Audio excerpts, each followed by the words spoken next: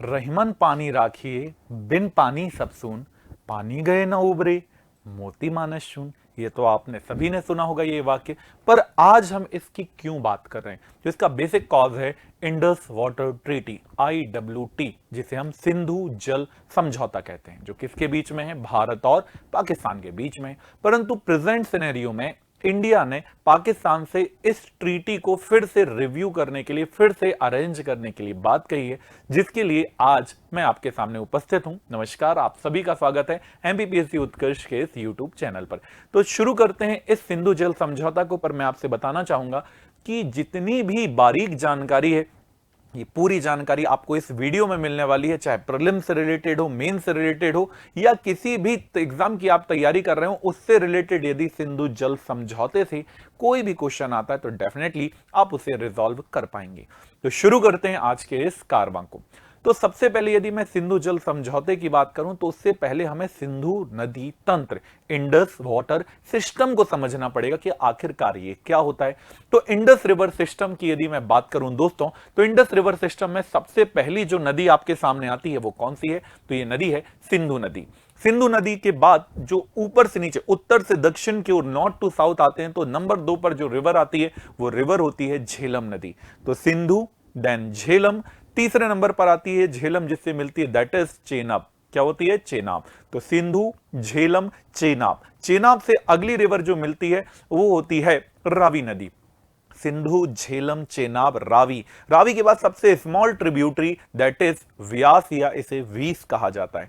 और लास्ट में ये जो नदियां हैं वो किस में मिल जाती है? दैट इज सतलुज में मिल जाती है। तो सबसे पहले हमें यही नदी तंत्र को यहां समझना होगा कि पहली रिवर ये है इंडस, देन झेलम, चेनाब, रावी, व्यास, और लास्ट में ये जो रिवर आपको दिखाई दे रही है ये है Sutlej. There are 6 important river which are combinedly known as majorly Indus river system. ये संयुक्त रूप से सिंधु नदी तंत्र कहलाती हैं। इसके बाद ये कहां पर जाकर गिरती हैं? तो ये अरेबियन सी पर, अरब सागर पर जाकर गिर जाती हैं।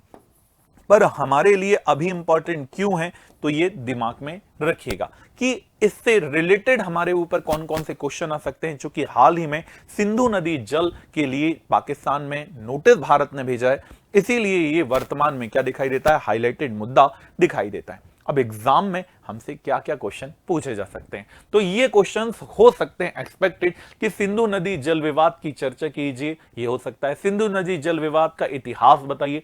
सिंधु नदी जल संधि, इंडस वाटर ट्रीटी क्या है ये बताइए। सिंधु नदी जल समझौते में भारत जो बदलाव है, चेंजेस है, क्यों चाहता है। अगला है सिंधु नदी जल समझौते को लेकर क्या चिंताएं हैं ये बताना है। एमपीपीएससी के दृष्टिकोण से क्या क्या पूछा जा सकता है? एमपीपीएससी प्री और मेंस में पूछा जा सकता है यूनिट 3, और यूनिट 1 में भारत की नदियों के लिए से पूछा जा सकता है आपसे। प्रीलिम की बात करें तो यूनिट 3, मेंस की बात करें तो यूनिट नंबर 1 से पूछा जा सकता है। MPPSC paper number 2 unit number 1 से आ सकता है। राष्ट्रीय अखंडता से जुड़े जो मुद्दे हैं वहां से भी ये क्वेश्चन आपसे पूछा जा सकता है। और तीसरा है एमपीपीएससी पेपर नंबर 6 निबंध में, ऐसे में आपसे ये पूछा जा सकता है जो राष्ट्रीयता के विभिन्न मुद्दे दिखाई देते हैं। तो चलिए शुरू करते हैं धीरे धीरे करके। तो सबसे पहले, चूंकि मैं अब जब आपके सामने बहुत सारी शब्दावलियों को रखूंगा, आपके सामने टर्मिनोलॉजीज को रखूंगा, तो कुछ वर्ड्स बार बार आएंगे, तो हम इसके निकनेम, इसके शॉर्ट वर्ड्स की हम यहां पर क्या करने वाले हैं? चर्चा करने वाले हैं। क्या क्या करेंगे? तो सबसे पहले आएगा सिंधु जल आयुक्त वर्ड आएगा। इसमें कौन सा वर्ड आएगा? IWC आएगा। तो इंडस वाटर कमिश्नर या इंडस वाटर यहां पर आपको कमीशन भी आ सकता है, आपसे आयोग के बारे में भी पूछा जा सकता है। तो यहां पर कमिश्नर भी होते हैं और यहां पर आयोग भी होते हैं, जिसे हम क्या कहते हैं? कमीशन भी कहते हैं। ठीक, तो यहां पर ये दोनों वर्ड्स को याद रखिएगा। IWC माने इंडस वाटर कमीशन या इंडस वाटर कमिश्नर, दोनों वर्ड के लिए उपयोग होगा। दूसरा वर्ड क्या उपयोग होगा? तटस्थ विशेषज्ञ। इसमें हम शॉर्ट वर्ड उपयोग करेंगे NE। क्या होता है? जो न्यूट्रल एक्सपर्ट होते हैं, तटस्थ माने दोनों पक्षों के रूप में इक्वल, उनका विजन दोनों के लिए बराबर होता है, ऐसे लोगों को न्यूट्रल एक्सपर्ट कहा जाता है, तटस्थ विशेषज्ञ कहा जाता है। और तीसरे नंबर पर आता है स्थायी मध्यस्थ न्यायालय, परमानेंट कोर्ट ऑफ एब्रिडेशन। तो ये इसे क्या कहा जाता है, तो इसे कहते हैं PCA। तो इसमें हम किस वर्ड का उपयोग करेंगे, PCA। तो जब आपके सामने ये तीनों वर्ड्स आएंगे तो आपको यहीं पर फोकस करना है कि क्या होता है, इसे थोड़ा सा ध्यान रखते हुए समझिएगा क्या होने वाला है। तो आखिरकार आज की डेट में, वर्तमान समय में सिंधु जल समझौते का क्यों ऐसी विषय है कि ये आजकल हाईलाइटेड मुद्दा हमें दिखाई दे रहा है। तो इसका हाल ही में कारण ये रहा है कि भारत ने पाकिस्तान को सिंधु जल समझौते के लिए कई बार औपचारिक क्या किया, नोटिस भेजा था, जिसमें अब समझौते की समीक्षा करना और संशोधन की उन्होंने डिमांड की थी। तो इंडिया की तरफ से कहा गया कि फिर से हमें क्या करना चाहिए, तो हमें, चूंकि वो पुराना समझौता है, तो वर्तमान समय के अनुसार हमें उस पर फिर से समीक्षा और संशोधन करना चाहिए। जनवरी 2023 की यदि मैं बात करूं दोस्तों, तो जनवरी 2023 में सिंधु नदी जल समझौते के संशोधन करने के लिए दिल्ली में शुरुआती इसके लिए अनुरोध भी किया गया था। पर आप जानते हैं भारत अनुरोध करता रहा और पाकिस्तान ने इस पर कोई काम नहीं किया। तो भारत ने लगातार सिंधु जल समझौते के लिए संशोधन के बारे में पाकिस्तान को कई नोटिस देते रहे, एक के बाद एक नोटिस देखते रहे, पर आप जानते हैं कि ये इसमें कुछ होने वाला तो नहीं था। तो इसका क्या कारण है कि आज हमें यह विवाद बहुत जोरों से दिखाई दे रहा है? इसका प्रमुख कारण है पाकिस्तान द्वारा कहा जा रहा है कि भाई हम जैसा समझौता है हम वैसे ही चलेंगे, अर्थात कैसा रवैया अपना रहा है, अड़ियल रवैया पाकिस्तान अपनाता रहा है। जिसका प्रमुख कारण है कि जो बड़ी नदियां हैं, जो उत्तरी नदियां हैं, सिंधु, झेलम और चेनाब, ये नदियां किसके पास हैं? ये मूलतः इसका भाग पाकिस्तान के पास है। इसीलिए पाकिस्तान चाहता है कि जैसा समझौता है वैसे ही चलते रहे। साथ ही साथ किशन गंगा और रातले जो परियोजना भारत बना रहा है, इसे वर्ल्ड वाइड भारत के विरोध में ये पाकिस्तान इसे अलग अलग संप्रदाय या अलग अलग जगह पर इसकी बात को उठाता रहता है, जो एक प्रमुख विषय दिखाई देता है। इसके अलावा भारत की ओर से स्थायी सिंधु आयोग, क्या होता है भाई? इसे कहते हैं PIC, परमानेंट इंडस कमीशन की बैठक के लिए बात रखी गई कि भाई क्या करते हैं कि PIC को उन्होंने कहा कि नहीं, PIC डायरेक्ट नहीं किया जा सकता। अब PIC क्या होता है, कैसे होता है, इसी की चर्चा अब हम धीरे धीरे करने वाले हैं। बस जुड़े रहिए, धीरे धीरे आपके अंदर हर एक बिंदु आने वाला है। तो सबसे पहले भारत ने कहा कि भैया PIC, परमानेंट इंडस जो कमीशन है, इसको हम बैठक में नहीं जाएंगे। अब क्यों नहीं जाएंगे? इसका कारण है कि अभी तक भारत देश ने सिंधु जल समझौते को दोबारा बातचीत तब तक नहीं होगी जब तक PIC पर बैठक नहीं होने देंगे हम। क्यों नहीं होने देंगे भाई? चूंकि जो चीज हम चाहते हैं पहले बैठक में बात करो, डायरेक्ट PIC में जाकर हम बातें नहीं करेंगे। पहले एक दूसरे से बैठकर बात होगी, बाद में हम PIC में जाएंगे। 2015 में पाकिस्तान ने क्या कहा? 2015 में पाकिस्तान ने तटस्थ विशेषज्ञ, अभी हमने बात कही थी, तटस्थ विशेषज्ञ के बजाय कि हम तटस्थ विशेषज्ञों को नहीं मानते, हम सीधे कहां पर जाएंगे? PCA में जाकर, जो स्थायी मध्यस्थ न्यायालय है, वहीं पर जाकर डायरेक्ट क्या करेंगे? हम वहां पर बात करेंगे। यहीं पर हम विकल्प उन्होंने दिया। तो भारत ने कहा नहीं भैया, जब प्रीलिम्स, मेंस और इंटरव्यू जैसे 3 स्टेप होते हैं, वैसे ही डायरेक्ट इंटरव्यू में जाना क्या सही होगा? लॉजिकली आप बताइए, नहीं होगा ना। वैसे ही डायरेक्ट PCA में जाना पाकिस्तान ने चुना। पर भारत ने कहा भाई जब स्टेप बाय स्टेप चीजें हमने बनाई है तो उन्हीं का उपयोग हमें करना चाहिए। 2022 में भी निर्णय आया, वर्ल्ड बैंक ने क्या कहा? न्यूट्रल एक्सपर्ट, जो तटस्थ विशेषज्ञ हैं, और PCA, इनको क्या करते हैं? एक साथ बुला लेते हैं। अब वर्ल्ड बैंक ने चूंकि मध्यस्थता की थी, तो वर्ल्ड बैंक ने कहा कि भाई एक काम करते हैं कि न्यूट्रल एक्सपर्ट्स को और PCA को एक साथ बिठा लेते हैं। भारत ने कहा नहीं, जैसी बात हुई थी हम वैसा ही काम करेंगे, PCA डायरेक्ट नहीं ले सकते, हम स्टेप बाय स्टेप काम करेंगे। तो यहीं से यह शुरुआत होती है और यह मुद्दा लगातार बढ़ता जाता है। 2023 के बाद भारत सरकार ने क्या किया? पाकिस्तान को लगातार बार बार, कितने बार लिखे? तो 4 बार लगातार पत्र लिखे। परंतु आप जानते हैं, पढ़ा लिखा देश अनपढ़ों जैसा व्यवहार किया और पत्र का कोई व्यवहार का उत्तर नहीं दिया। तो भारत क्यों चाहता है ये परिवर्तन? क्या उस सिंधु जल समझौते में ये बात लिखी हुई है कि इसमें संशोधन किया जा सकता है? तो मैं कहूंगा जी हां, ये प्रीलिम्स का प्रश्न बनेगा कि भारत जो चाहता है, भारत जो पाकिस्तान को सिंधु जल समझौते के अनुच्छेद 12(3) के अनुसार चाहता है कि हम उसे नोटिस दे सकते हैं। तो भारत ने जो नोटिस उसे दिया है, यदि प्रश्न ये आ जाए किसी के साथ कि भारत ने किस अनुच्छेद के तहत पाकिस्तान को नोटिस दिया था, तो सिंधु जल समझौते के अनुच्छेद 12(3) के अनुसार, क्लॉज नंबर 3 के अनुसार ये उन्होंने वहां पर नोटिस दिया था। ये कितने साल पुराना है? तो लगभग ये जो समझौती इंडस वाटर ट्रीटी, ये लगभग 64 साल पुरानी संधि है। तो आप समझ सकते हैं, जैसे 64 साल पहले जो गाड़ी आती थी, क्या वो गाड़ी आज के डेट में, वो गाड़ी तो गाड़ी है, पर क्या वो गाड़ी आज के परिप्रेक्ष्य में बिल्कुल सही होगी? क्या वो उतना कम धुआं निकालती होगी? क्या वो आज के सिनेरियो से बिल्कुल परफेक्ट होगी? तो आंसर है नहीं होगी। तो समय समय पर हमें क्या करना होता है, उसमें अमेंडमेंट्स करने होते हैं, संशोधन करने होते हैं, और वही भारत ने इस संधि के माध्यम से रखा था। और इस संधि की समीक्षा और संशोधन करने की उसने मांग की थी, जो कि परिवर्तित की भी जा सकती है। 2023 के बाद में भारत सरकार ने फिर क्या किया, तो 2023 के बाद में भारत ने इस तरह की लगातार डिमांड रखी और पाकिस्तान को लगातार बताया कि भैया अब वो समय आ गया है जब हम इसमें थोड़े बहुत बदलाव कर सकते हैं। अब ऐसा क्यों चाह रहा है भारत?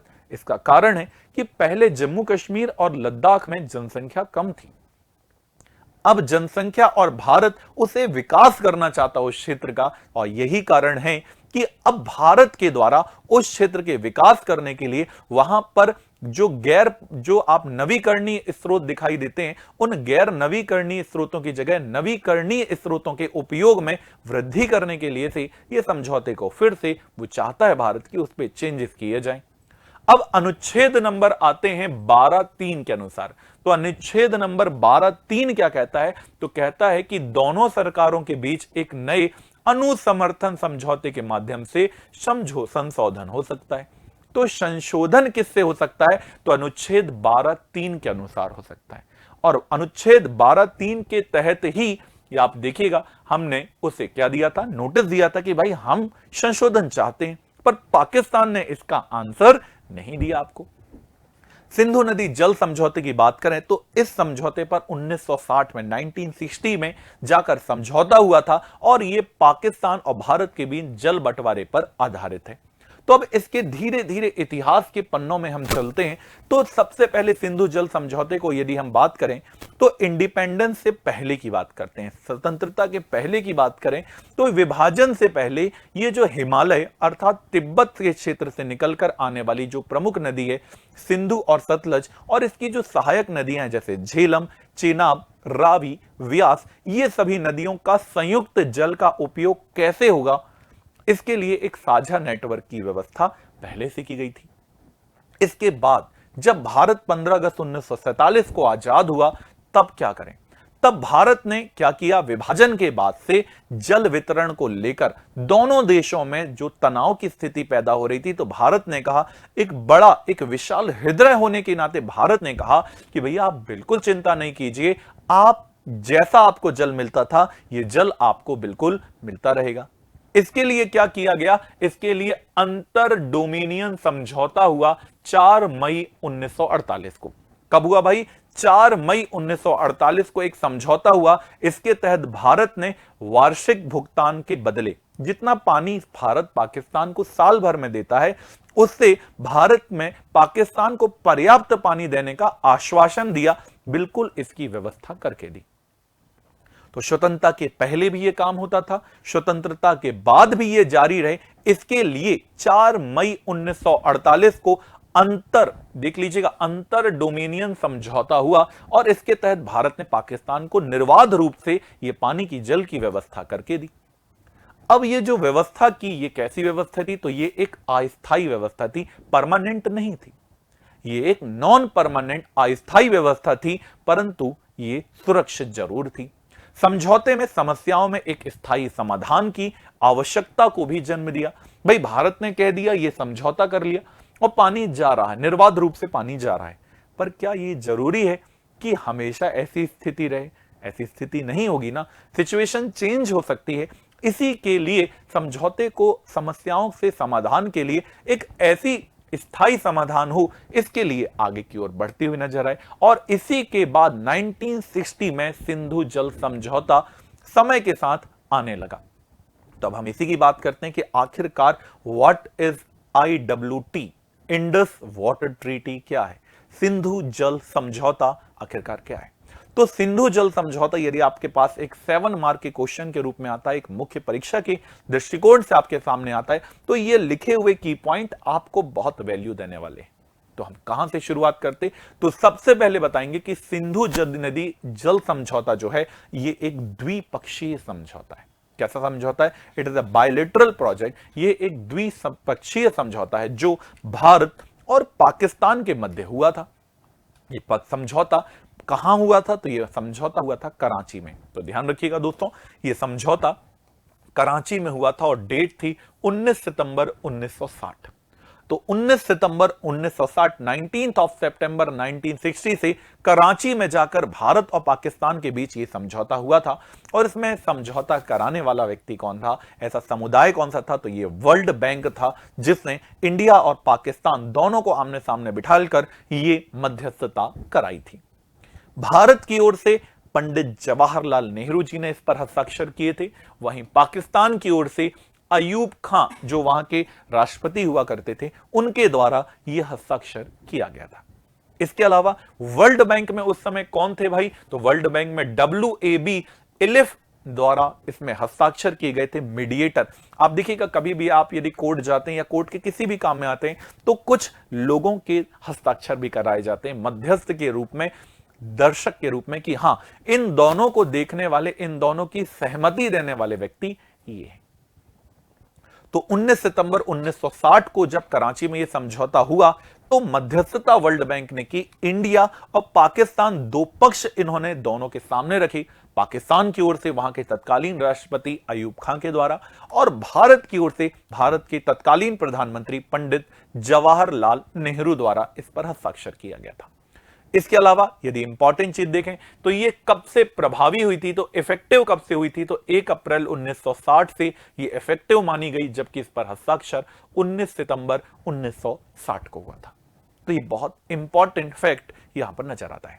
इसके अलावा ये जो विभाजन हुआ, इसमें नदियों को कितने भागों में बांटा गया? तो इसमें नदियों को 2 भागों में बांटा गया, वेस्टर्न रिवर, ईस्टर्न रिवर। पश्चिमी नदियों में 3 नदियां आई जो पाकिस्तान के खेमे में मुख्यतः आई। ये थी इंडस, झेलम, चेनाब। सिंधु, झेलम, चेनाब पाकिस्तान के खेमे में आई, जबकि ईस्टर्न रिवर्स, पूर्वी नदियां भारत के खेमे में आई, जो कौन कौन सी थी? रावी, व्यास और सतलज। तो जो सिंधु, झेलम और चेनाब थी, इसके 80% पानी का यूज, 80% पानी का उपयोग पाकिस्तान करेगा और 20% पानी का यूज इंडिया करेगा। वहीं पर जो निचली नदियां हैं, अपेक्षाकृत छोटी नदियां हैं, इनमें रावी, व्यास और सतलज आती हैं। इनके 20% वाटर का यूज करेगा इंडिया और 20% यूज करेगा पाकिस्तान। तो 80 और 20 के अनुपात में यह बांटा गया था, परंतु अब वर्तमान समझौते में यह बिल्कुल सही प्रतीत नहीं होता है। उस समय के परिप्रेक्ष्य में यह बिल्कुल सही हो सकता था, पर आज की डेट में जब हम जम्मू कश्मीर, लद्दाख का विकास चाहते हैं, तब यह सिनेरियो बिल्कुल सही प्रतीत नहीं होता है। अब और क्यों प्रतीत नहीं होता है, इसी के प्रमुख प्रावधानों की अब हम चर्चा करने वाले हैं। तो भारत के पास कैसी नदियां आई? तो भारत के पास प्रमुख रूप से आई पूर्वी नदियां। इसमें रावी, सतलज और व्यास था। इनके टोटल वाटर का 20% पाकिस्तान कौन के द्वारा यूज किया जाएगा? तो ये पाकिस्तान के द्वारा। भारत के साथ पूर्वी नदियां जो हैं उनका 20% पानी किसको मिलेगा? पाकिस्तान को मिलता हुआ नजर आएगा। वहीं पाकिस्तान के साथ जो पश्चिमी नदियां हैं जैसे सिंधु, झेलम, चेनाब, इसका टोटल वाटर का पाकिस्तान द्वारा कितना उपयोग किया जाएगा? ये 80% पानी का यूज किया जाएगा। अब भारत, इसके लिए जो भारत के पास पश्चिमी नदियां हैं उसके पास क्या अनुमति है? तो भारत ये जो वेस्ट की रिवर हैं, अर्थात ये नदियां जो बड़ी बड़ी हैं, मुख्यतः सिंधु, झेलम, चेनाब, इसका क्या यूज कर सकता है?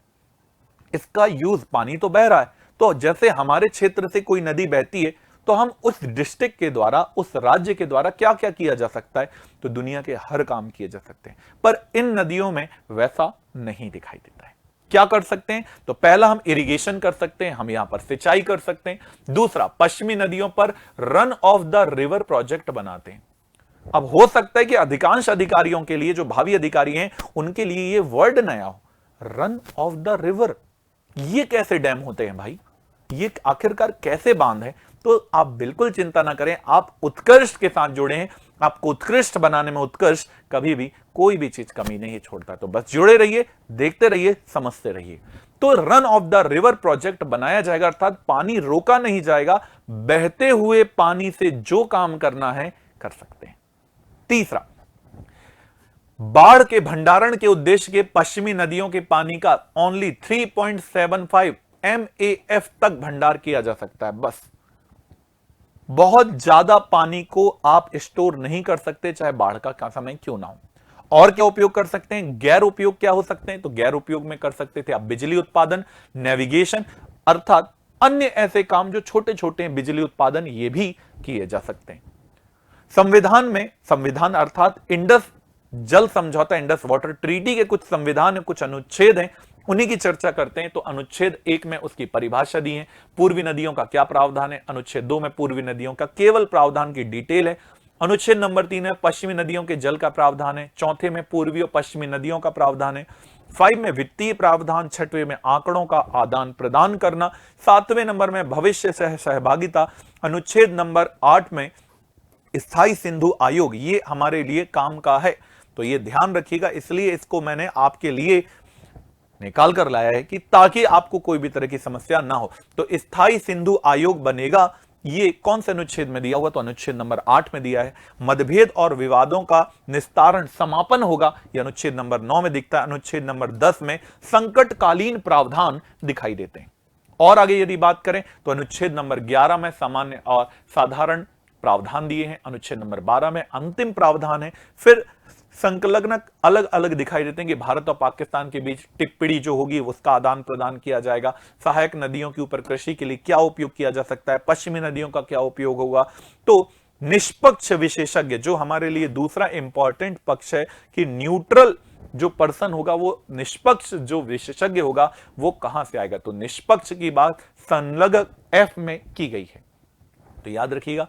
तो यहां से आप याद रखिएगा। इसके अलावा मध्यस्थता करने के लिए न्यायालय भी होगा, इसको जी में, इसे भी याद रखिएगा। ये 3 ही पॉइंट हैं जो एग्जाम में ज्यादा पूछे जा सकते हैं आपसे।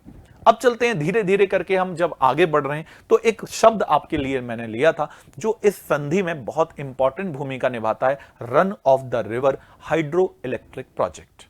जब भी आपके दिमाग में डैम का नाम आता है, जब भी आपके दिमाग में बांध का नाम आता है, तो जो मेरे बैकग्राउंड में आपको फोटो दिख रही है, आपको यही बांध के रूप में दिखाई देता है। हो सकता है इसका कलर, इसका डिजाइन, इसकी आकृति थोड़ी डिफरेंट हो, पर बांध जब आपके दिमाग में आता है तो यही आता है कि ऐसी संरचना कंक्रीट की बनेगी जिसके एक ओर पानी को रोक लिया जाएगा, और जब बांध भर जाएगा, जब इसमें वाटर फुल हो जाएगा, तब एक्सेस वाटर को, डैम्स को ओपन करके पानी को छोड़ दिया जाएगा। यही दिमाग आता है। But run of the river में ऐसा नहीं होता है। ये बहुत ऊंचे नहीं होते हैं, इनमें पानी के प्रवाह को, इसमें जल के प्रवाह को रोका नहीं जाता है, इसमें पानी कंटिन्यू बहता है। केवल इसमें बिजली का उत्पादन किया जा सकता है।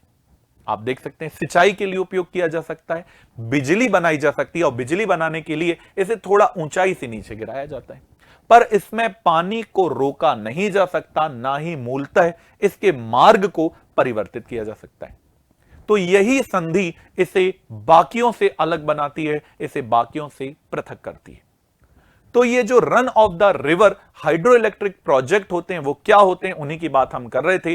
तो वही मैंने लिख दिया है कि ये बिना किसी बाधा के जल विद्युत उत्पादन का यहां काम किया जाता है। आप देखो ये नदी यहां से बहती हुई आ रही है, यहां पर बांध बना हुआ है, पर यहां वाटर को रोका नहीं जा रहा है, स्टोर नहीं किया जा रहा है, कंटिन्यू हाइट से उसे नीचे पुट करके इलेक्ट्रिसिटी उत्पादित करते हुए आगे बढ़ाया जा रहा है। तो ये इंपॉर्टेंट है।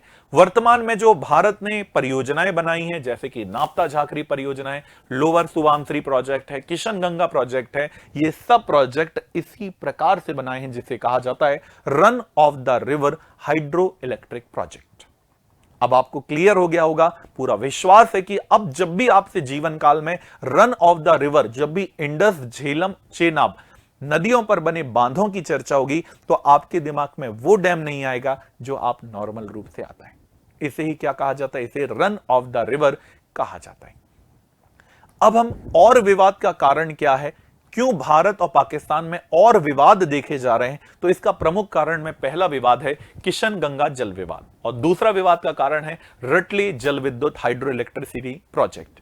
चूंकि हाल ही में जल विद्युत परियोजनाएं भारत और पाकिस्तान के बीच में, ये दोनों जो परियोजनाएं जिसका नाम किशन गंगा और रटले है, ये परियोजनाएं दोनों के बीच में विवाद का विषय बन गई हैं, जिसका कारण है किशन गंगा में लगभग हम 330 मेगावाट बिजली उत्पादन कर रहे हैं, वहीं रटले में 850 मेगावाट बिजली का उत्पादन करने की योजनाएं बनाई जा रही है।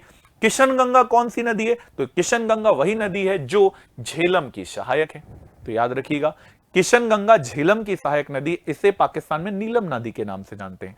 तो किशन गंगा झेलम की सहायक नदी है, वहीं पर रटले जो है ये चेनाब की सहायक नदी है।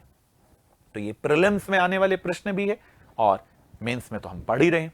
इसके अलावा दोनों जो परियोजनाएं हैं इसमें हम जल को रोकते नहीं हैं, हम इसमें बांध में पानी को रोकते नहीं है, बल्कि निर्बाध रूप से, प्राकृतिक रूप से पानी आगे की ओर बढ़ता रहता है। इसे ही क्या कहा गया है? इसे रन ऑफ द रिवर परियोजना कहते हैं।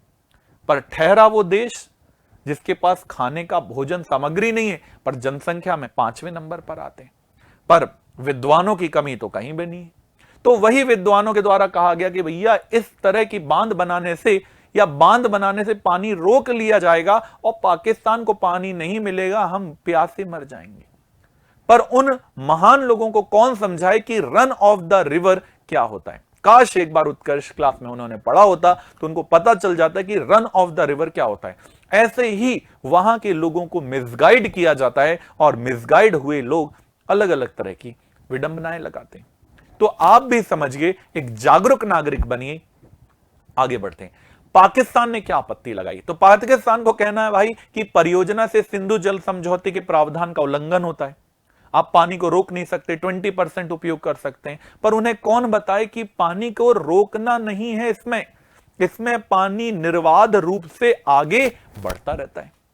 दूसरे रूप में भारत का पक्ष क्या है? तो भारत का कहना भैया कि ये परियोजनाएं बिल्कुल सिंधु नदी के समझौते के दायरे में आती हैं, हम उसका 20% ही यूज कर रहे हैं, हम उस पानी को रोक थोड़ी रहे हैं, निर्बाध रूप से वो बह रहा है, हम उसमें बिजली उत्पादित कर रहे हैं और बिजली उत्पादन करने से पानी रुकेगा नहीं, चूंकि ये run of the river project दिखाई देते हैं।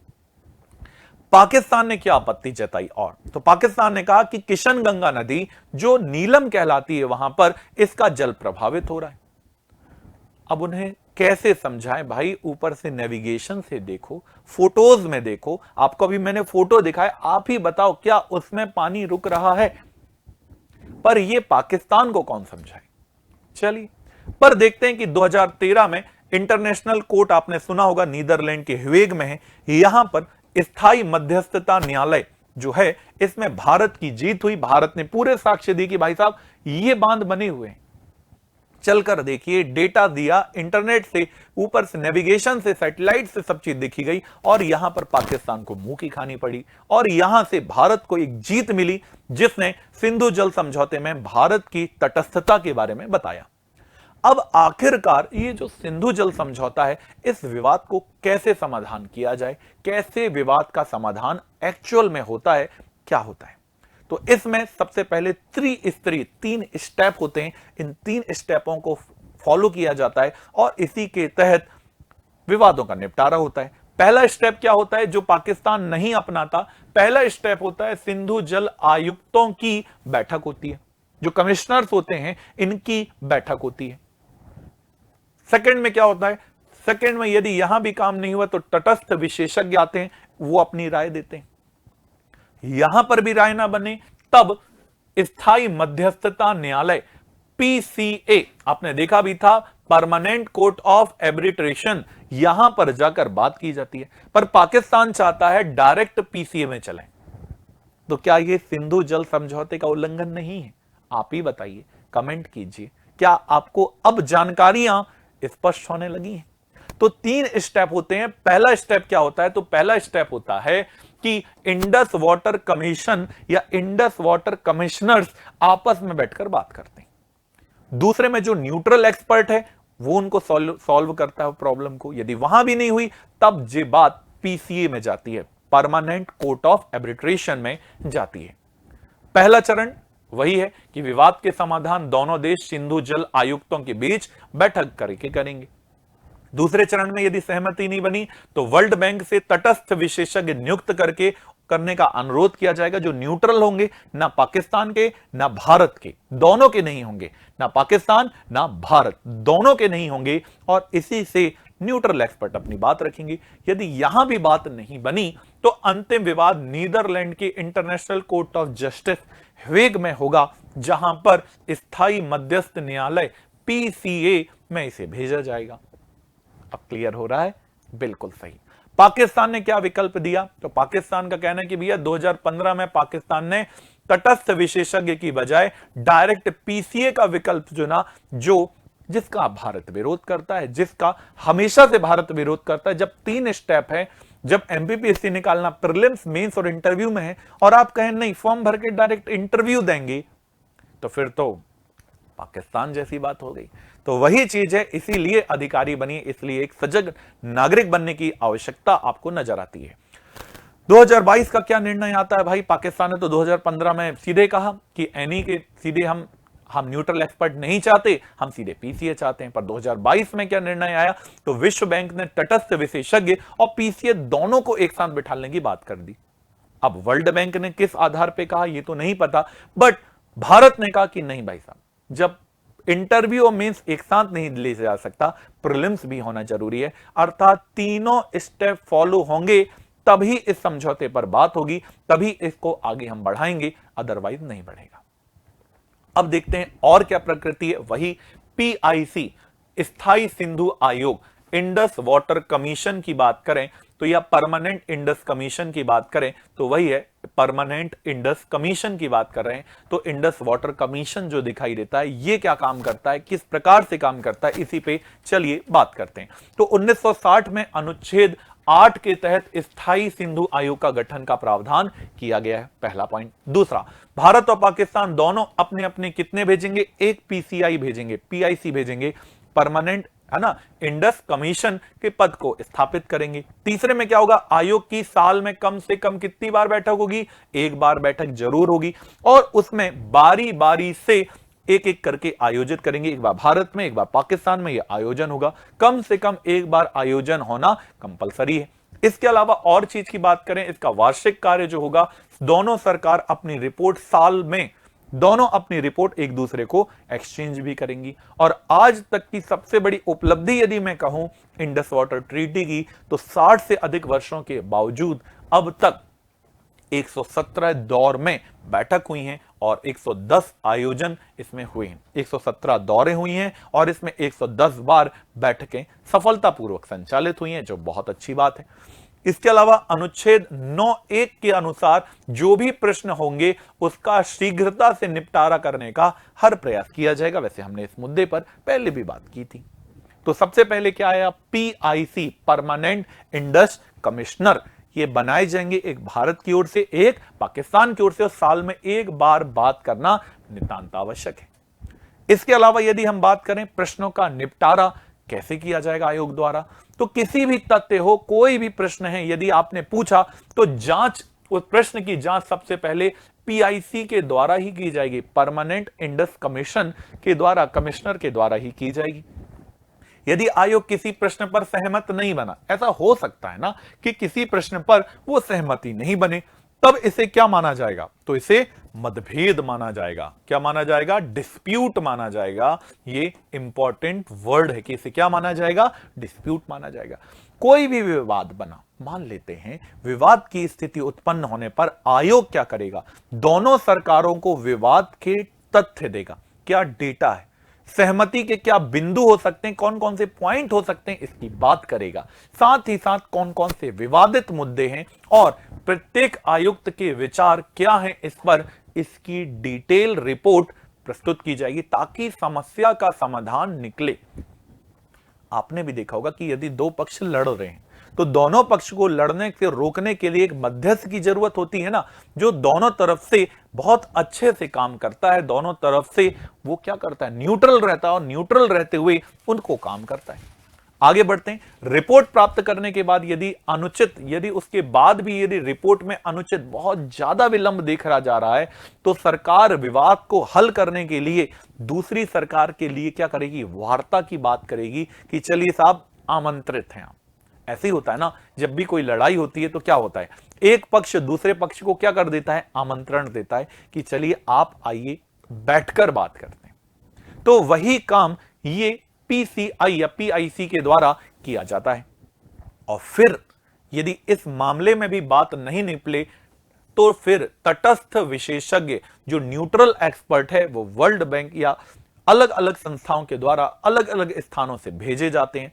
इसके बाद ही दोस्तों सरकारों के बीच सहमति नहीं बन रही, सोचो न्यूट्रल एक्सपर्ट आने के बाद भी सहमति नहीं बन रही, तो विवादों के निपटान के लिए मध्यस्थ न्यायालय का गठन किया जा सकता है।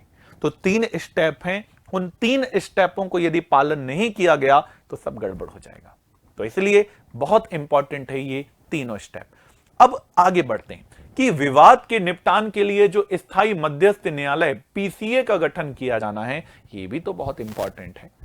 यदि वार्ता शुरू होने के बाद कोई भी एक पक्ष की राय विवाद की वार्ता या मध्यस्थ द्वारा समाधान होने की संभावना नहीं लग रही, मान लेते हैं कि विवाद चलते जा रहा नहीं चल रहा, तब क्या करना है, तो 1 माह के बाद तो निमंत्रण एक दूसरे को भेज दिए भाई कि आइए बैठकर बात करते हैं। निमंत्रण के 1 माह के बाद पक्षकार मानता है कि दूसरी सरकार वार्ता की अनुचित रूप से विलंब कर रही है, तब फिर इस पर बात की जाएगी। ऐसा हो जाता ना कि एक पक्ष बुलाना चाहता, एक पक्ष नहीं आना चाहता, तब क्या करेंगे, तो एक पक्ष जो विलंब कर रहा है उसके ऊपर फिर बात की जाती है। तो पीसीए कौन है, पीआईसी या पीसीए कौन है, परमानेंट है ना, जो आप देख रहे थे स्थायी मध्यस्थ न्यायालय, परमानेंट जो न्यायालय दिखाई देता है, इसकी स्थापना 1899 में हुई थी और इसका मुख्यालय नीदरलैंड के कहां दिखाई देता है, हेग में। इंटरनेशनल कोर्ट ऑफ जस्टिस यहीं पर दिखाई देता है, हेग में। पीस पैलेस के नाम से जाना जाता है। तो ये इंपॉर्टेंट हो सकता है कि पीस पैलेस क्या होता है, तो पीस पैलेस क्या है इसे जरूर ध्यान रखिएगा। इसका क्या काम है, इसका टारगेट क्या है, तो मध्यस्थता। इसका टारगेट क्या है, इसका लक्ष्य मध्यस्थता और अन्य माध्यमों से अंतरराष्ट्रीय विवादों को शांतिपूर्ण समझौता करने के लिए क्या देना, उनको एक स्टेज देना कि जो भी दुनिया के देश यदि किसी विवाद में फंसे हैं, आइए बैठिए, समस्या का समाधान शांतिपूर्वक निकालिए। तो ये लगातार दिखाई देता है। अब सिंधु नदी जल समझौते में आखिरकार भारत क्यों बदलाव चाहता है, ऐसा क्या है कि भारत इसमें बदलाव चाहता है, तो इसके बहुत सारे रणनीतिक बिंदु हैं जिसके कारण भारत इसमें बदलाव चाहता है। पहला कारण है कि भारत के द्वारा जो नवीकरणीय की जगह जो गैर नवीकरणीय ऊर्जा स्रोत है उनका अधिक उपयोग किया जाता है। तो भारत ने उत्सर्जन लक्ष्यों को पूरा करने के लिए भारत भी चाहता है कि क्लीन एनर्जी, स्वच्छ ऊर्जा का विकास हो, और वो पानी से संभव है, हाइड्रो इलेक्ट्रिसिटी से संभव है। दूसरा पॉइंट है, पाकिस्तान द्वारा इन परियोजनाओं में बाधा डाली जाती है बार बार, इसलिए भारत चाहता है कि चलो एक बार बैठकर क्लियरिटी से इस पर बात हो जाए। तीसरा क्या है, बदलते हालात और नई चुनौतियों को ध्यान में रखते हुए संधि का पुनरीक्षण करना या पुनर्रक्षण करना बहुत आवश्यक है। उसे फिर से देखना, फिर से उस पर रिचेंज लाना बहुत जरूरी है। जैसे जब मोबाइल पुराना हो जाता है तो उसमें सॉफ्टवेयर में अपडेशन लाना पड़ता है ना। 2G मोबाइल था, आपने चलाया, ब्लैक एंड व्हाइट भी चलाया, 2G भी चलाया, 3G भी चलाया, 4G भी चलाया, 5G चला रहे हैं, 6G भी चलाएंगे। तो समय के साथ अब यदि मोबाइल पुराना हो जाए, यदि नोकिया का 1600 मोबाइल आज भी चला रहे होते, तो क्या आप उसमें 5G की सिम चला पाते? नहीं चला पाते। इसलिए समय समय पर इसमें अपडेशन होना जरूरी है, और वही भारत चाहता है। इसके अलावा जलवायु परिवर्तन के कारण जो भाई अच्छे से संधि हो सकती है, इसका सदुपयोग हो सकता है, दोनों देश बराबर से सही उपयोग करें, इस पर भारत की डिमांड रखी गई है। इसके अलावा सीमा पार से लगातार भारत के ऊपर आतंकवाद पाकिस्तान द्वारा किया जाता है, पाकिस्तान प्रायोजित होता है, और यह मुख्यतः सिंधु जल समझौते के बीच में विवाद का कारण भी बन जाता है। इसलिए भारत चाहता है कि इस पर क्या हो, फिर से एक बार बैठक हो, इस पर बात हो। अब इस संधि का क्या महत्व है, what is the importance of IWT, Indus water treaty का क्या इंपॉर्टेंस है आज भी? तो पहला महत्व दिखाई देता है जल बंटवारा। ये संधि दोनों देशों में जल बंटवारे संबंधित है। मैंने पहली लाइन ही कही थी, बिन पानी सब सून। तो दोनों देशों के लिए बहुत इंपॉर्टेंट है इसका जल। दूसरा, संकट के समय भी जब भारत में 1965 की पाकिस्तान से लड़ाई हुई या 1971 में युद्ध हुए, तब भी सिंधु जल समझौते पर कोई भी तरह की टिप्पणी नहीं की गई, उसमें कोई परिवर्तन नहीं हुआ था। भारत ने उदारता हमेशा से दिखाई है। सोचो, आतंकी झेलम नदी से होते हुए आते हैं, बारामूला, आपने हमेशा नाम सुना है, तो बारामूला से एंटर होते हैं और ये झेलम नदी से आते हैं, और झेलम नदी का अधिकांश जल पाकिस्तान यूज करता है। भारत ने पर इसके लिए कभी भी किसी भी प्रकार से गलत काम नहीं कहा कि भाई बांध बना लो, सूख जाएगा, एक बार में दिखेंगे, सीधे जन्नत की सैर करा दी जाएगी। पर भारत ने कभी ऐसा काम नहीं किया कि झेलम नदी के पानी को खुद के लिए ज्यादा उपयोग किया हो। सफल इस मॉडल दिखाई देता है। दुनिया भर में यह संधि प्रतिद्वंदी देश होने के बावजूद भी स्वतंत्रता पूर्वक सही निष्पक्ष रूप से चलती हुई नजर आती है। जो भारत और पाकिस्तान दोनों के लिए बहुत बड़ी बात है।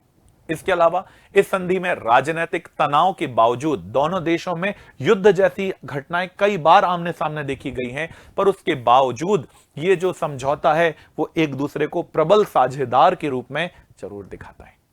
इसके अलावा और क्या लिख सकते हैं, इस संधि में दोनों देशों के बीच क्षेत्रीय सहयोग को बढ़ावा देने की बात भी दिखाई देती है, चाहे कितनी भी विषम परिस्थिति क्यों ना हो। दोनों देशों में आर्थिक विकास भी दिखाई देता है। भारत भी इससे अपना महत्व चाहता है, पाकिस्तान भी चाहता है। अंत में यह संधि अंतरराष्ट्रीय जल कानून के सिद्धांतों का पालन करती है कि ये जो जल है जिन जिन देशों में बहता है उन सभी के लिए निष्पक्ष और स्वतंत्र रूप से उपलब्ध है, और ये संधि इस चीज को बिल्कुल सटीक बताती हुई नजर आती है। अंत में इस मुद्दे के बाद, अभी सब्जेक्ट टॉपिक खत्म नहीं हुआ है, इस संधि के बारे में यदि मैं बोलूं तो क्या चिंताएं हैं भारत की, क्यों भारत बार बार चिंताग्रस्त रहता है? क्योंकि असमान जल वितरण है, क्योंकि बड़ी नदियां जो हैं सिंधु, झेलम, चेनाब, जो जम्मू कश्मीर और लद्दाख क्षेत्रों को विकास कर सकती हैं, पूरा पर्याप्त डेवलपमेंट कर सकती हैं, वो भारत के द्वारा अभी नहीं किया जा सक रहा है। दूसरा, भंडारण प्रणाली पर प्रतिबंध। यदि पानी रुकेगा तो ग्राउंड वाटर बढ़ेगा। भाई सीधी सी बात है, यदि बांध बनते हैं, डैम बनता है, तो ग्राउंड वाटर रिचार्ज होता है, भूजल भंडारण बढ़ता है, तो ये नहीं हो पाता है। तीसरे पॉइंट में आए तो जल विद्युत परियोजनाओं पर विवाद है। जितनी भी हाइड्रो इलेक्ट्रिसिटी भारत यदि शिलान्यास भी करता है ना, यदि जाकर पहला ईंट भी रख दिया तो पाकिस्तान हाहाकार मचा देता है, हाय हाय जीवन मिट गया हमारा, हमारी तो किस्मत ही खराब है। पाकिस्तान के लिए भारत हमेशा गलत सोचता है। ऐसे करके हर जगह पर जाकर, किसी भी जगह पर जहां भी समिट हो रही है, पाकिस्तान के मंत्रालय के या पाकिस्तान के द्वारा भेजे गए लोगों के द्वारा हमेशा सिंधु जल समझौते के विषय में बातें रखी जाती हैं। आगे बात करते हैं, संधि जो है अब वो कैसे दिखाई देती है? अप्रचलित है। भाई 1960 के समय में हो सकता है ये संधि सही लगती हो, बट आज की डेट में ये बिल्कुल सही नहीं नजर आती है। इसे अपडेशन की जरूरत है। वैसे ही जैसे नोकिया 1600 मोबाइल को अब अपग्रेड होकर 5G मोबाइल बनने की नितांत आवश्यक है। आगे आते हैं, भारतीय राज्यों को नुकसान। इसे इंडियन स्टेट में मेनली जम्मू कश्मीर और लद्दाख यूनियन टेरिटरीज जिसे हम डेवलप करना चाहते हैं, सबके सामने लाना चाहते हैं, टूरिज्म में आगे बढ़ाना चाहते हैं, वहां पर वाटर की कमी हो जाती है। तो ये प्रमुख चिंताएं दिखाई देती हैं। अब भारत का तो पक्ष रख दिया, अब दूसरे तरफ का भी तो पक्ष रखना होगा। पाकिस्तान का क्या पक्ष है? तो पाकिस्तान कहता है भैया हमारा जो निचला इलाका है, तटवर्ती इलाका है, यहां पर पानी की कमी हो जाएगी। पर उन्हें कौन बताए कि भाई run of the river dam ये बना हुआ है। दूसरा है, वो चाहता है जल आतंकवाद, कि पाकिस्तान को मिटाने के लिए भारत चाहता है कि वो पूरे बांध बना दे और पाकिस्तान के लोग पानी पिए बिना मर जाएं। अब बताओ, खुद की सोच दूसरों पर आरोपित करने का काम पाकिस्तान ने किया है। तीसरा है, पर्यावरण कह रहा है। वो सोचो, पाकिस्तान जैसा देश बोल रहा है पर्यावरण पर नेगेटिव इंपैक्ट पड़ेगा। वाह, पर ठीक है। तो पाकिस्तान का कहना है कि पर्यावरण पर नेगेटिव इंपैक्ट पड़ेगा, पानी की कमी हो जाएगी, जो एक समस्या का दिखाई देता है। अब इंडस वाटर ट्रीटी को समाप्त करने के क्या खतरे हो सकते हैं यदि भारत और पाकिस्तान के बीच में यह संधि तोड़ दी जाए? ब्रेक कर दी जाए तब क्या होगा। तो इसमें बहुत सारे नकारात्मक परिणाम देखने मिलेंगे कि यदि यदि हम इसे खत्म करते हैं तो इसके कई हो सकता है कि इसके हम गंभीर परिणाम भी देख लें। क्या देख सकते हैं हम? हो सकता है कि कई गंभीर परिणाम भी हमारे सामने आए। क्या हो सकते हैं? टेंशन बढ़ेगी, तनाव बढ़ेगा। सीधी सी बात है, जब पानी, और कहा भी जाता है कि तीसरे वर्ल्ड वॉर का कारण वाटर ही होगा, तो तनाव तो बढ़ेगा ही, और इंडस वाटर ट्रीटी इस चीज में आग में घी डालने का काम करती हुई नजर आएगी।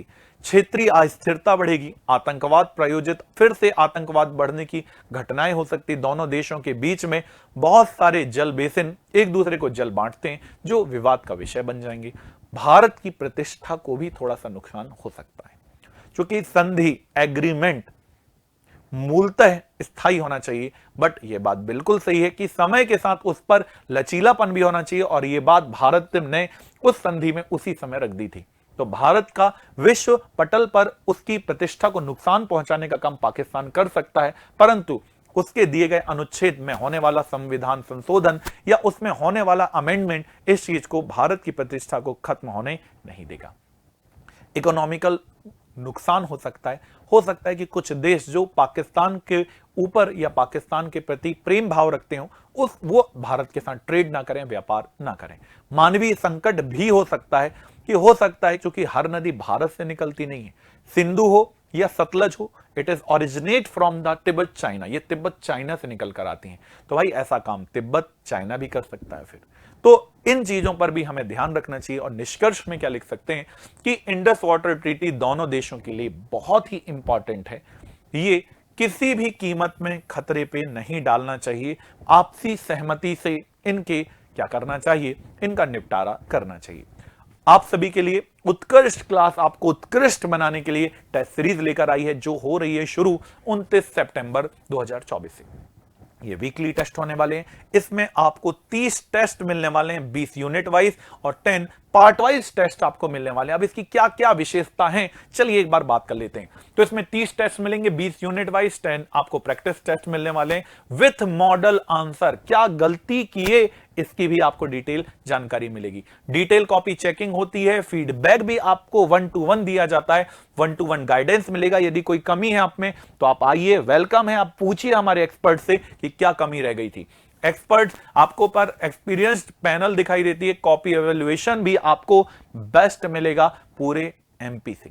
इसके अलावा लास्ट में आपकी कोई भी मीडियम हो, कोई बाधा नहीं, हिंदी हो, इंग्लिश हो, कोई भी माध्यम में हो, उसी माध्यम का पेपर दीजिए, उसी माध्यम के एवेल्युएटर से अपनी कॉपी चेक कराइए और अपनी सफलता को सुनिश्चित कीजिए।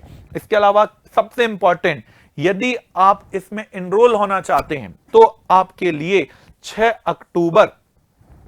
अक्टूबर से पहले लेते हैं तो आपके लिए 5,000 की फीस कितनी हो जाएगी, 4,000 रुपीज हो जाएगी। तो 1,000 रुपए को सेव कीजिए और अपनी सफलता को सुनिश्चित कीजिए। वहीं पर दूसरी ओर सबसे बेस्ट फैकल्टी के माध्यम से आप उनके मार्गदर्शन में ऑनलाइन और ऑफलाइन अब आप क्लास भी ले सकते हैं। लगातार आप इसका ऑफर भी लेते रहें, आप इसका फायदा भी उठाते रहें, लगातार ऑफर्स आपको मिलते रहें। तो एमपीपीएससी फाउंडेशन 2025 के लिए यदि आप टारगेट कर रहे हैं तो आपके लिए संपूर्ण 7.0 बैच आपके लिए ऑफलाइन और लाइव फ्रॉम क्लासरूम, अर्थात आप जहां रहते हैं, मध्य प्रदेश के किसी भी 55 जिले से आते हो, भारत के किसी भी जिले, भारत के किसी भी राज्य के किसी भी जिले से आते हो, यदि आप मध्य प्रदेश लोक सेवा आयोग की तैयारी करना चाहते हैं तो आप घर बैठे लाइव फ्रॉम क्लासरूम बैच, यही जो आपको इंदौर के ऑफलाइन सेंटर में पढ़ाया जा रहा है, उसी को तुरंत लाइव देखकर अपने डाउट पूछकर भी सॉल्व कर सकते हैं।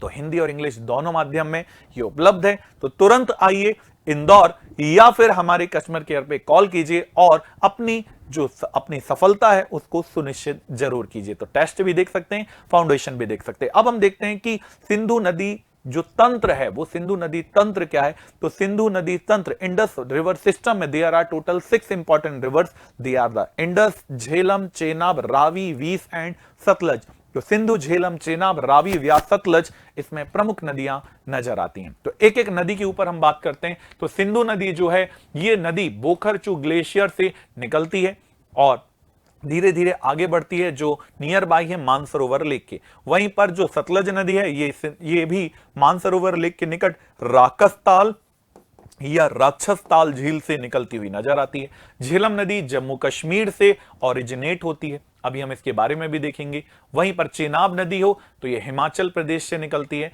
रावी और व्यास भी हिमाचल प्रदेश के रोहतांग दर्रे से निकलती है। तो ये रिवर्स हैं जो बड़ी बड़ी रिवर्स हैं, जबकि जो छोटी नदियां हैं जिनके बारे में भी जानना चाहिए, they are the Gomal, Tochi, Kurram, Kabul, Swat, Gilgit, Nubra और श्योक। वहीं पर बिगेस्ट हैं सतलज, व्यास, रावी, चेनाब, झेलम और किशनगंगा और जौस्कर। तो ये बड़ी बड़ी नदियां इसमें मूलतः दिखाई भी देती हैं।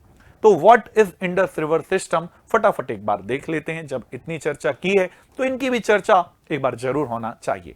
तो आप बिल्कुल निश्चिंत रहें, आपके पास ये पूरा का पूरा जो पीडीएफ है एमपीपीएससी उत्कर्ष के आपको टेलीग्राम चैनल पे जरूर मिल जाएगा। पूरा का पूरा आपको मिल जाएगा, आप कभी भी कितने बार भी देख सकते हैं, डाउनलोड कर सकते हैं।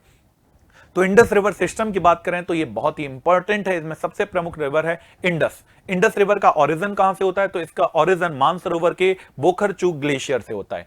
तिब्बत से निकलने वाली इस रिवर को सिंगिंग खम्बन और लॉयन माउथ के नाम से भी जाना जाता है। कितनी लंबी है भाई, तो नई एनसीईआरटी के अनुसार 2880 किलोमीटर लंबी है और भारत में इसकी लंबाई 1114 किलोमीटर है। भारत में इसका मुहाना पाकिस्तान में कहां पर है, तो मिथनकोट में जाकर ये पंचनद से मिल जाती है। पंचनद से मिलती है, इट मींस ये फाइनली सतलज नदी से मिलती है और सतलज से बाकी इसकी जो ट्रिब्यूटरीज हैं वो मिल जाती हैं। 7 मार्क में आए तो यही लिखिएगा, ऐसे ही लिखिएगा, क्वालिटी से लिखिएगा, क्वांटिटी में नहीं। क्वालिटी मैटर करती है और क्वालिटी से आप समझौता करेंगे तो एमपीपीएससी फिर आपसे समझौता करेगी। तो इसलिए फोकस रखिएगा।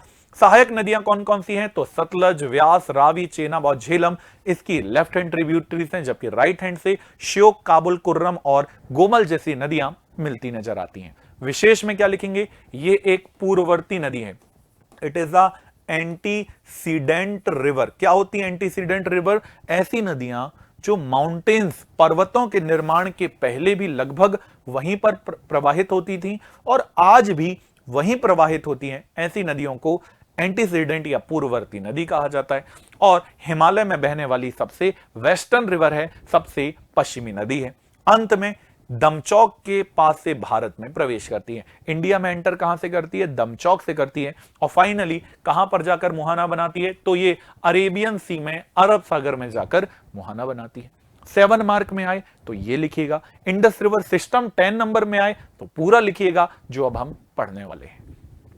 तो इसमें पंचनद क्या होता है, तो 5 इंपॉर्टेंट नदियां जो सिंधु के अलावा हैं, इंडस के अलावा हैं, they are known as Panchnad. They are the Jhelum, Chenab, Ravi, Beas and Sutlej. They are known as Panchnad, जो कहां पर मिलती है, मीथन कोट में जाकर मिलती हैं। तो जो ये नदियों का पहला नाम है, कौन कौन सी है देखिएगा, ये नदियां कौन कौन सी है, तो सिंधु, झेलम, चेनाब, रावी, व्यास और सतलज। तो इन रिवर के पहले पहले वर्ड से मिलकर एक दुआब बनता है। तो अब आपके दिमाग में आया होगा, what is the meaning of Doab, क्या होता है Doab, the fertile land between 2 reverse.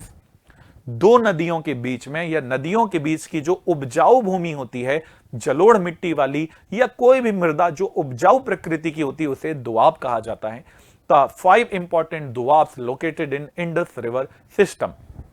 Sindhu नदी तंत्र के बीच में 5 दुआब हैं, विष्ट, वारी, रचना, चाज और सिंध सागर। ये एग्जाम में आ सकते हैं, आपसे पूछा जा सकता है। तो पहली पहली रिवर के नाम से देखिएगा, व्यास, वी और सा, व्यास और सतलज से मिलकर बना है। वारी, व्यास और रावी, रचना, रावी और चेनाब, चाझ, चेनाब और झेलम, सिंध सागर, सिंधु और झेलम के बीच में ये नजर आता है। तो ये हो गई हमारी इंडस रिवर। अब देखते हैं कि लेह के पास, अब ध्यान रखिएगा बहुत इंपॉर्टेंट चीज है कि लेह सिंधु नदी के किस तट पर बसा हुआ है, तो सिंधु नदी के किनारे भारत में यदि प्रमुख शहर जो बसा हुआ है वो कौन सा है, लेह ही है। साथ ही साथ इंडस रिवर यदि बह रही है तो कहां पर फ्लो होती है, तो ये काराकोरम है, ये लद्दाख है और ये जौस्कर है। तो इसके बीच में ये इंडस रिवर ऐसे फ्लो होती है, ये है सिंधु नदी, ये है इंडस नदी, ये है सिंधु नदी। और इंडस की जो ट्रिब्यूटरी, इंडस की जो सहायक है वो काराकोरम और लद्दाख के बीच में बहती है, इसका नाम है श्योक। और श्योक की एक और ट्रिब्यूटरी है, इसका नाम है नुब्रा और नुब्रा नदी ओरिजिनेट होती है इंडिया बिगेस्ट ग्लेशियर, भारत के सबसे बड़े ग्लेशियर से निकलती है, दैट इज सियाचिन। ये सियाचिन ग्लेशियर से निकलती है। तो ये फ्लो याद रखिएगा कि लद्दाख और जॉस्कर के बीच में सिंधु बहती है, इसकी सहायक श्योक है जो काराकोरम और लद्दाख के बीच में बहती है, और श्योक की सहायक नुब्रा है। यदि इंडियन आर्मी को, यदि हमको उनको सियाचिन जाना है तो इसी नुब्रा वैली से होकर जाना होता है। तो ये इंपॉर्टेंट इसको बनाती है। ये कहां पर गॉर्ज बनाती, गड्ढा कहां बनाती है, गहरा गड्ढा, तो गिलगिट के पास ये बहुत गहरा गॉर्ज का निर्माण करती है, जिसे इंडस गॉर्ज या सिंधु गॉर्ज कहते हैं। जैसे भारत की नेशनल रिवर गंगा है, वैसे ही पाकिस्तान की, हमारे हर दुख के कारण पाकिस्तान की राष्ट्रीय नदी यही है, नेशनल रिवर वहां की इंडस दिखाई देती है। इसके अलावा कौन सी नदी कहां से निकली है, इसी के ऊपर चर्चा यहां पर प्रीफैक्ट के रूप में आपके लिखी है कि आपको सिंधु नदी तंत्र या इंडस वाटर ट्रीटी के बारे में इसके बाहर कुछ ना देखना पड़े, हर चीज विकल्प सिर्फ आपके पास एक, वो है उत्कर्ष। तो उत्कर्ष से हमेशा जुड़े रहिए, लगातार सब्सक्राइब कीजिए। अच्छी लगी आपको जानकारी तो लाइक जरूर कीजिएगा। तो सिंधु नदी जिसका प्राचीन नाम इंडस है, झेलम जिसका नाम वितस्ता है, चेनाब, असिकनी, रावी, परुष्णी, व्यास, विपाशा, सतलुज, शतुद्री कहलाती है। कहां से ओरिजिनेट होती है, तो कैलाश पर्वत के बोखरचू ग्लेशियर से। ये वेरीनाग के शेषनाग झील से निकलती है, शेषनाग झील से निकलती है। ये बारालाचला दर्रे से निकलती है, ये रोहतांग दर्रे से निकलती है, ये भी रोहतांग दर्रे के व्यास कुंड से निकलती है, और ये राकस ताल या राक्षस ताल चाइना से निकलती है, ये चीन से निकलती है। तो तिब्बत से निकली है, ये जम्मू कश्मीर, ये तीनों हिमाचल से, और लास्ट में ये तिब्बत से निकलती हुई नजर आती है। अब चलते हैं धीरे धीरे करके आगे बढ़ते हैं। तो एक एक करके नदियों को देखना है। तो इंपॉर्टेंट रिवर है चेनाब। तो चेनाब रिवर वो नदी है जो दो ब्रांचों के रूप में निकलती है, दो धाराओं के रूप में निकलती है।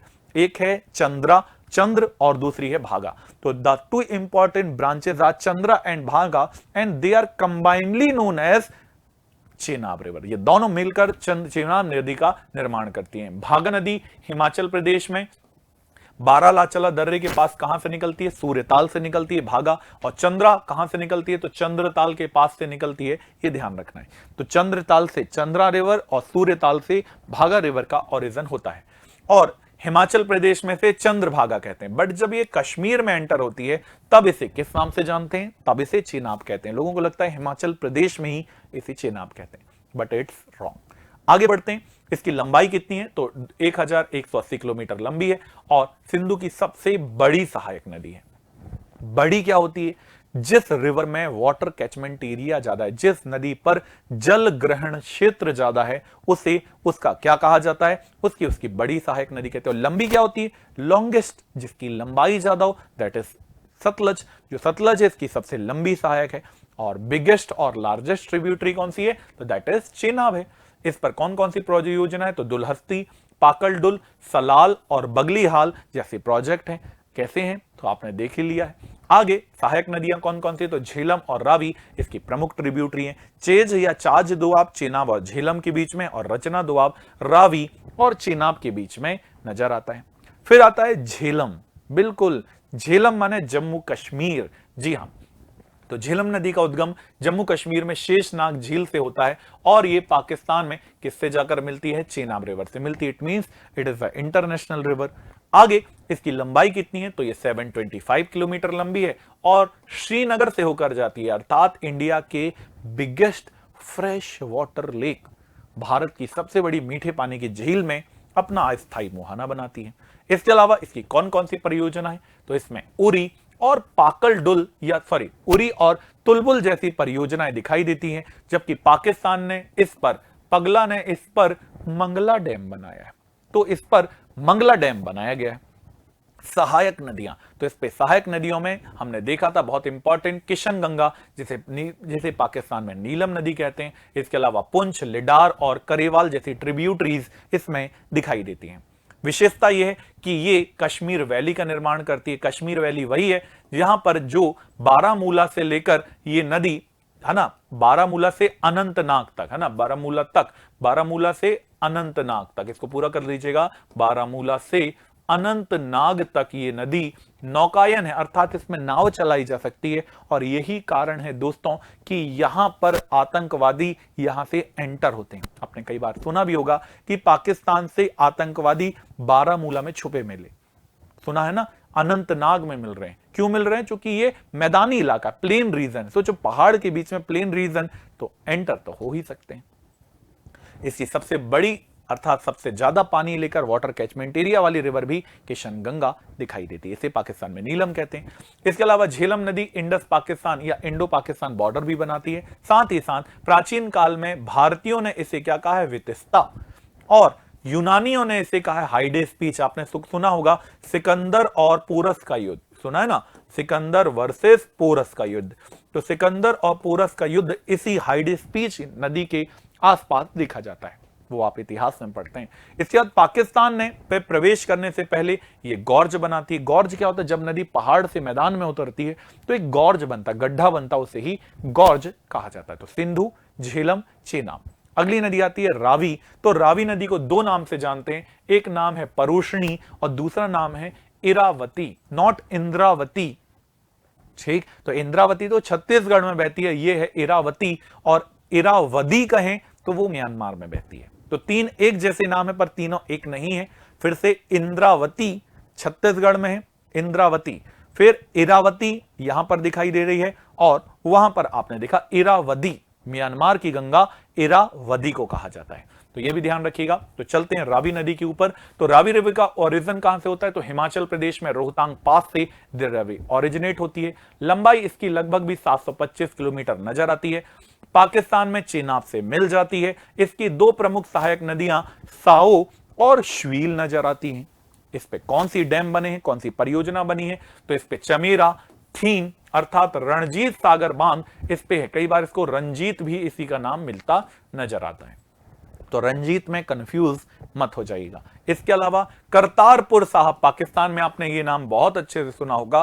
भारतीय लोग जाते भी हैं, जाने मिलता भी है, चाहे कितनी भी विषम परिस्थिति क्यों ना हो। तो करतारपुर साहब जाने के लिए यदि आप जाएंगे तो वो इसी रावी रिवर के बैंक पर दिखाई देता है। इसके अलावा ये बहुत इंपॉर्टेंट फेमस वैली से होकर गुजरती है, दैट इज चंबा वैली। तो चंबा वैली से गुजरती है। इस पर रणजीत सागर परियोजना पंजाब और जम्मू कश्मीर की बॉर्डर पर बनाई गई है। तो ये बहुत सारे पॉइंट है जिस पर तो हम हमेशा चर्चा जरूर करते हैं, पर चूंकि अभी एग्जाम ओरिएंटेड है तो हो सकता है कि इसी बार आपको एमपीपीएससी में इनमें से कोई एक पॉइंट या इस पर पूरा प्रश्न दिखाई दे जाए। अब आते हैं सतलुज नदी पर। तो सतलुज नदी का ओरिजिन देखें तो तिब्बत में मानसरोवर झील के पास राकस ताल से होता है, और राकस ताल को ही क्या कहा जाता है? राक्षस ताल के नाम से जाना जाता है। इसके अलावा इसे तिब्बत में क्या कहते हैं? तो इसे तिब्बत में लोंगचेंग खंबान या लोकचिन खंबान के नाम से भी जानते हैं। कितनी लंबी है? तो ये लगभग 1450 किलोमीटर लंबी है। इनमें से 1050 किलोमीटर ये इंडिया में बहती हुई नजर भी आती है। जब ये भारत में प्रवेश करती है तो ये पॉइंट एग्जाम में आता है कि ये रिवर जब चाइना से इंडिया में प्रवेश करती है तो कहां से करती है? तो ये बहुत इंपॉर्टेंट शिपकीला पास से, शिपकीला दर्रे से प्रवेश करती है। किससे मिलती है? तो ये सिंधु की सहायक है, परंतु इसमें रावी, चेनाब और झेलम रिवर का पानी आता है जो इसकी इंपॉर्टेंस को बढ़ा देता है। छोटी छोटी नदियों में वही व्यास, स्पीति और बसपा भी इसकी सहायक नदियां हैं। भारत के सबसे प्रमुख दो बांध भाखड़ा और नांगल प्रोजेक्ट इसी पर दिखाई देते हैं, जबकि और अन्य बांधों में देखें तो नाप्ता झाकरी परियोजना, कोल डैम, सरहिंद नहर, सभी चीजें आपको इसी में दिखाई देती हैं। पंचनद में सबसे लंबी नदी है। पंचनद में सिंधु नहीं आती है, झेलम, चेनाब, रावी, व्यास, सतलज आती हैं। तो इनमें सबसे लंबी नदी यही दिखाई देती है। बड़ी में चेनाब जरूर आएगी। इसके तट पर कौन कौन बसे हैं? तो इसमें लुधियाना और फिरोजपुर बसे हुए हैं। तो दोस्तों आज यहीं पर इसकी कारवां थी, आज यहीं तक रखना था। यदि आपको उत्कर्ष के इस प्रोग्राम को आपको अच्छा लगा हो, आपको ये पूरे डाटा अच्छा लगा हो, तो आपका वैल्यूएबल रिव्यू जरूर दीजिएगा। अच्छे यदि लग रहा है तो इसको लाइक और शेयर जरूर कीजिए। फिर से मुलाकात होगी आप सभी से, फिर अगले किसी ज्योग्राफी के तत्कालिक वीडियो के ऊपर यदि कोई इशू चल रहा होगा। और इसी तरह से उत्कर्ष में जुड़े रहिए और अपना ध्यान रखिए और अपनी सफलता को जरूर सुनिश्चित कीजिए। मुलाकात अगली बार होगी। जय हिंद, जय भारत।